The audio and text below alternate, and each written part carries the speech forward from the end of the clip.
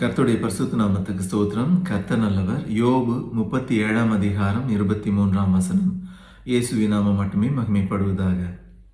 சர்வ வல்லவரை நாம் கண்டுபிடிக்க கூடாது.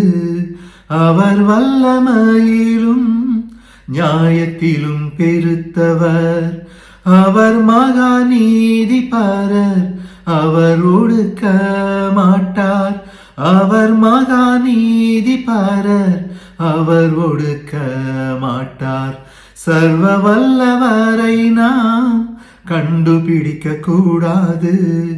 அவர் வல்லமையிலும் நியாயத்திலும் பெருத்தவர். அவர் மகா நீதிபரர். அவர் ஒடுக்க மாட்டார். அவர் மகா நீதிபரர். அவர் ஒடுக்க மாட்டார்.